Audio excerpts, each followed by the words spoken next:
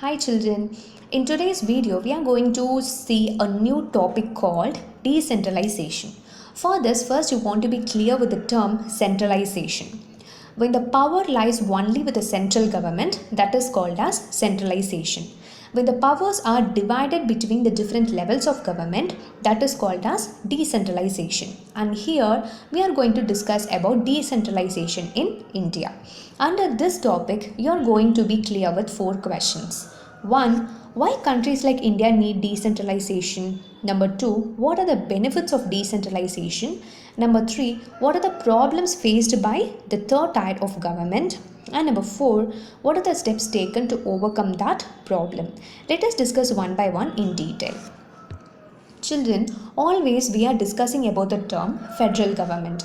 You know that in federal government there will be 2 or more levels of government. In India also there existed only 2 levels of government earlier. But if you take India is a large country and there are a lot of differences among people. The people are different in terms of language, religion, ethnicity, etc. Right? And the states of India are also very large. In first chapter itself we discussed that Belgium is smaller than Haryana. So many states of India are looking like a country. So the population will also be definitely high. So if you take the population of Uttar Pradesh, it is larger than Russia. Similarly, Maharashtra is large as Germany. This proves just 2 tiers of government are not at all sufficient to take care of the entire country. That is why third tier of government was needed.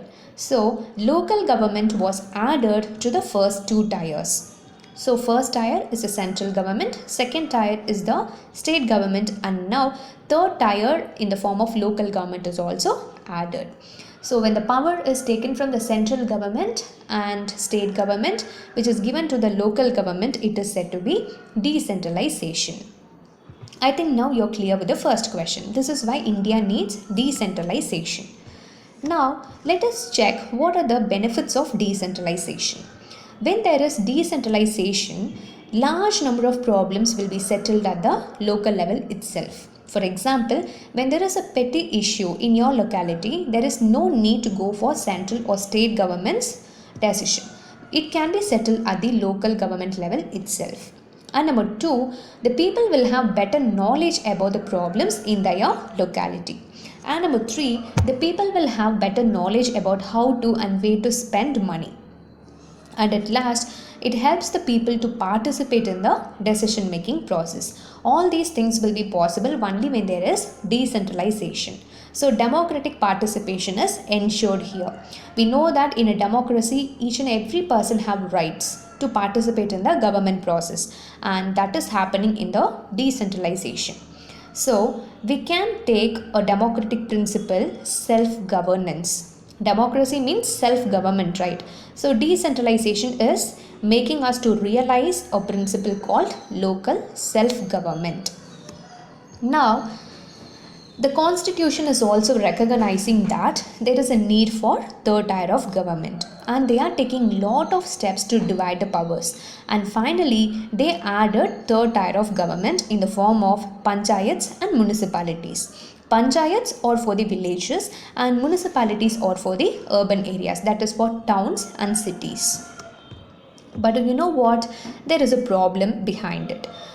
There is little decentralization in effective terms. Can you understand the meaning for this? There is decentralization, but it is not completely effective. Let us check why they are saying so. If you take local government, they are not having independent powers. They are coming under the control of state government. And the elections for the local government is not happening in a regular basis. And the powers and resources are not having with the local government itself. They always wanted to depend on state government.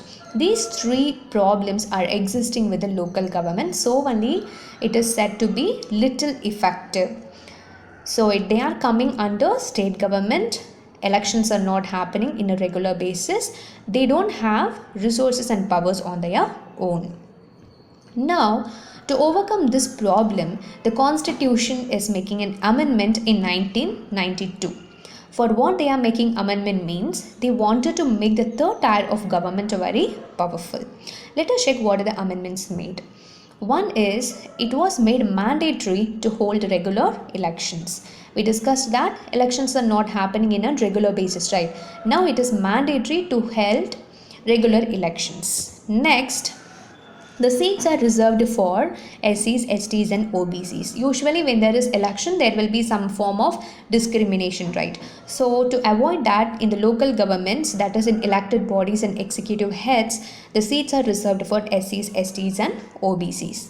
And 1/3 of the seats, that is 1/3 of all the seats, are reserved for women. Whatever positions are there to be elected, 1/3 of the seats are reserved for women.